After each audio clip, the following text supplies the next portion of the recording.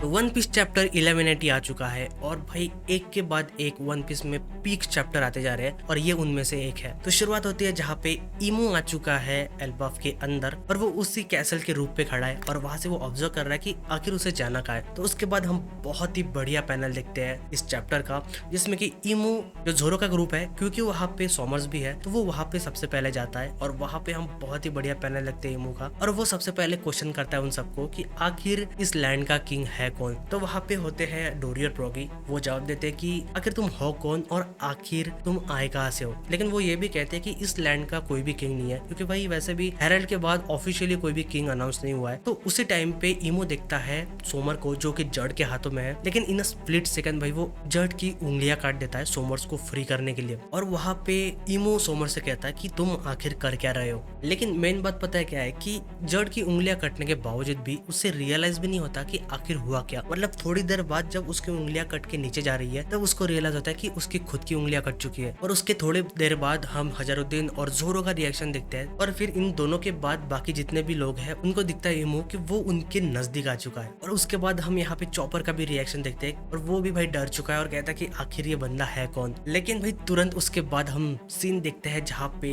जोरो आ चुका है इमो के सामने और वो उस पर अटैक करने के लिए तैयार है। लेकिन भाई दूसरी तरफ जो सोमर्स है उससे उसका हार्ट मिल चुका है। तो स्टार्टिंग में जब स्पॉइलर आए थे सबको लग रहा था कि भाई शायद सोमर्स के पास उसका हार्ट नहीं है, वो जोरो के पास है। लेकिन अभी क्लियर हो चुका है कि जो हार्ट है वो भाई सोमर्स के पास वापस जा चुका है। तो यहाँ पे उसके बाद जोरो कहता है इमो से कि तुम शायद गॉड नाइट में से एक हो। तो भाई इनमें से किसी को भी नहीं पता आखिर इमो ओरिजिनली है कौन, सिवाय सोमर्स, किलिंगम और अगर गंको होश में है तो इन दोनों को ही पता है कि इमो सामा यहाँ पे आ चुका है और बाकी को किसी को भी नहीं। लेकिन तभी उसके बाद जब जोरो क्वेश्चन कर रहा था तो भाई इमो के पीछे से हजारुद्दीन उस पर अटैक करने के लिए आ जाता है। लेकिन यहाँ पे स्टांसन उसको वार्न करता है कि भाई उस पर अटैक मत कर क्योंकि ये बंदा नॉर्मल नहीं है। लेकिन हजारुद्दीन के अटैक से पहले इमो उस पर अटैक कर देता है। लेकिन यहाँ पे स्टांसन अपना दिमाग लगा के हजारुद्दीन को एक लात मार के साइड में कर देता है। लेकिन उस वजह से भाई हजारुद्दीन तो बच चुका है यहाँ पे, लेकिन स्टांसन की पूरी टांग ही कट चुकी है। तो उस वजह से भाई रिएक्शन देखते हैं हम हजारुद्दीन का कि भाई जिसको बचाते हुए स्टांसन की टांग अभी कट चुकी है और वो यहाँ पे स्टांसन को सॉरी भी कहता है। तो ये देख के चॉपर और ब्रॉगी पूरे डर जाते हैं और ब्रॉगी यहाँ पे कहता है कि आखिर तुम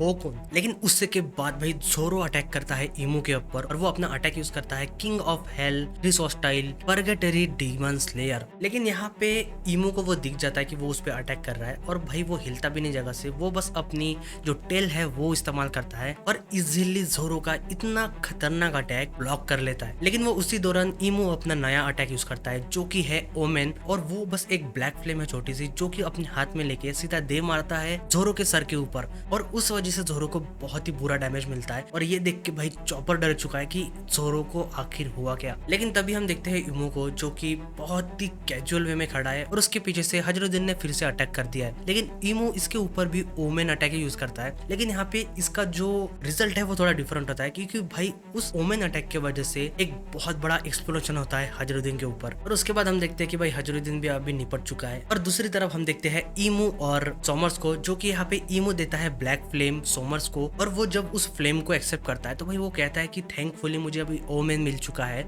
लेकिन उसके बाद यहाँ पे इमो जो है वो उसे कहता है कि भाई टाइम पास बिल्कुल भी मत कर, हमारे पास वक्त नहीं है। तो बिना कुछ कहे यहाँ पे सोमर्स इमो की बात मान लेता है जो कि अपने घुटनों पे बैठा है। लेकिन यहाँ पे एक ही अटैक इमो ने 3 तरीके से इस्तेमाल किया। पहले जोरो के ऊपर जो कि एक फिजिकल डैमेज जैसा था, दूसरा जो था वो हजारुद्दीन के ऊपर जो एक बहुत बड़ा एक्सप्लोजन हुआ और तीसरे तरीके से उसने ओमेन को इस्तेमाल किया कि उस वजह से सोमर्स अभी फिर से रिवाइव हो चुका है और शायद एक उसे पावर बब भी मिल चुका है। तो उसके बाद सोमर्स इमो की बात सुन लेता है और भाई दोनों वहां से निकल जाते हैं, मतलब सोमर्स एक डायरेक्शन में और इमो दूसरे डायरेक्शन में। लेकिन यहाँ पे एक बात नोटिस करना कि जैसे ही इमो वहां से निकल जाता है तो जो सराउंडिंग की एरिया था जो कि इमो की पावर उनको अफेक्ट कर रही थी तो भाई वो फिर से नॉर्मल हो जाती है। तो वो निकलने के बाद यहाँ पे चॉपर वगैरह चिल्लाते हैं कि भाई सबको हेल्प करो और जोरो को अंदर लेके जाओ क्योंकि वो बहुत ही फिजिकली डैमेज हो चुका है। लेकिन उसके बाद यहाँ पे एल्बाफ में एक नोटिस सबको जाती है कि भाई एल्बाफ के अंदर गॉड नाइट से भी ज्यादा पावरफुल एक फिगर आ चुका है, कोई भी अपने हथियार मत डालना और सतर्क रहना सबके सब। और तभी हम सीन देखते हैं कि इमो जा रहा है एक दूसरे डायरेक्शन में, लेकिन उसे जाते जाते वहां पे देखती है भाई गंको जो कि एक आइस ब्लॉक में सील हो चुकी है जो कि लोके के अटैक की वजह से हुआ था। तो यहाँ पे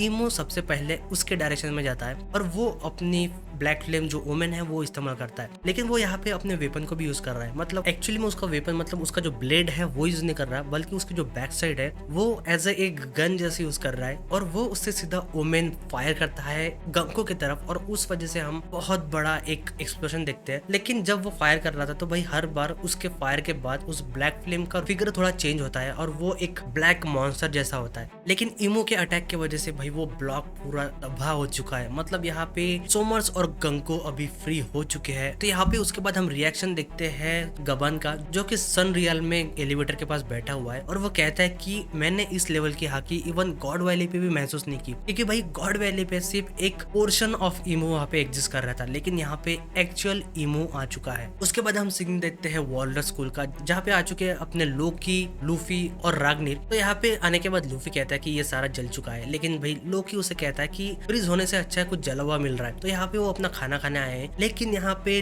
लोकी उससे कहता है कि भाई टाइम पास मत कर और जल्दी रिफिल कर, क्योंकि कोई तो भी खतरनाक बंदा एल्बाफ के अंदर आ चुका है। लेकिन तभी उसके बाद हम देखते हैं सांजी का ग्रुप, जहाँ पे नामी आके कहती है कि क्या तुम लोगों ने देखा आखिर हुआ क्या यहाँ। तो यहाँ पे भाई उसे रिप्लाई करता है अपना जिम्बे और वो कहता है कि मैंने बहुत ही टेरिफाइंग हाकी को महसूस किया है, पता नहीं शायद वो एक गॉड नाइट को बिलोंग करती है। ये सब लोग यही सोच रहे कि ये सारी चीजें गॉड नाइट ही कर रहा है, लेकिन इन्हें पता नहीं कि भाई इमो आ चुका है यहाँ पे। लेकिन उसके बाद यहाँ पे जिम्बे कहता है कि अगर ऐसा है कि कोई गॉड नाइट आ चुका है तो इनका ऑब्जेक्टिव सिंपल है कि उन्हें इन बाकी लोगों को फ्री करना है। तो तभी भाई वहाँ पे आ जाता है इमो और वो देख के किलिंगम चिल्लाता है कि ग्रेट वन आप यहाँ पे आ चुके हो। तो सबसे पहले इमो यहाँ पे किलिंगम को ओमेन देता है, जिसकी वजह से वो रिवाइव हो चुका है और वो थैंक यू कहता है इमो को ओमेन के लिए। मतलब भाई इससे ये पता लगता है कि इन लोगों ने ये पावर पहले भी इस्तेमाल की है या फिर उन्हें पता है कि इसको इस्तेमाल कैसे करते हैं। मतलब ऐसा नहीं कि भाई पहली बार इनको ये बफ मिला हो। लेकिन यहाँ पे सांजी क्वेश्चन करता है कि आखिर तुम हो कौन। लेकिन दूसरी तरफ जब इमो लैंड करता है तो भाई जिम्बे कहता है कि ये जो पर्सन है ये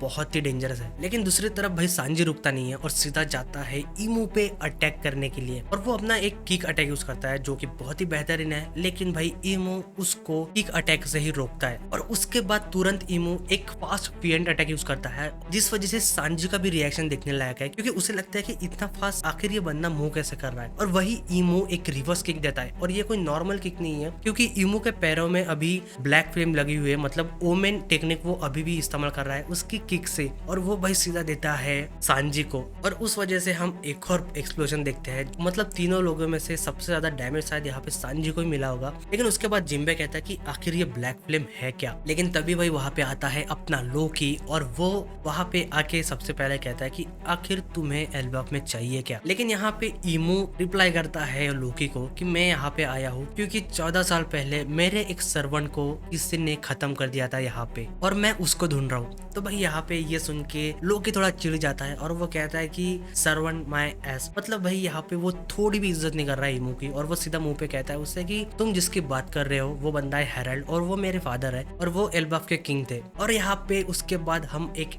एपिक पैनल देखते हैं जहाँ पे लोकी खड़े होके कहता है कि और जिसको तुम ढूंढ रहे हो वो मैं हूँ, क्योंकि भाई लोकी ने हेरल्ड को खत्म किया था। लेकिन भाई यहाँ पे इमो लोकी को जवाब देता है कि अगर तुम नहीं होते तो इतना प्रॉब्लम होता ही नहीं, क्योंकि अगर लोकी हेरल्ड को खत्म नहीं करता तो शायद इमो कभी यहाँ पे आता ही नहीं। तो यहाँ पे वो सारा दोष लोकी के ऊपर डाल रहा है कि अगर तुम नहीं होते तो मैं यहाँ पे आता ही नहीं और इतना जो प्रॉब्लम हो रहा है यहाँ पे वो एग्जिस्ट ही नहीं करता। लेकिन लोकी उसे बहुत ही बढ़िया रिप्लाई करता है और वो कहता है कि लेकिन मैं इस दुनिया में एग्जिस्ट करता हूँ और वो भी इस एल्बाफ के अंदर, और तुम ये बात कभी मत भूलना। तो दोस्तों इसी के साथ ये चैप्टर खत्म होता है। तो शायद हमें अगले चैप्टर में इमो वर्सेस लोकी देखने को मिलने वाला है और एक तरीके से सारे लोगों ने इमो को फेस ऑफ कर लिया है सिर्फ लूफी को छोड़ के। और भाई इस पैनल में भी लूफी कहीं पे भी नहीं है, बल्कि वो पिछले टाइम लोकी के साथ था जब वो खाना खा रहा था। शायद वो अभी भी रिफिल ही कर रहा है शायद उस वजह से। तो शायद हमें अगले चैप्टर्स में भाई बहुत ही एपिक पैनल्स देखने को मिलने वाले हैं। तो दोस्तों अगर आपको ये वीडियो पसंद आया तो वीडियो को लाइक और चैनल को सब्सक्राइब करना मत भूलना। तो मिलते हैं दोस्तों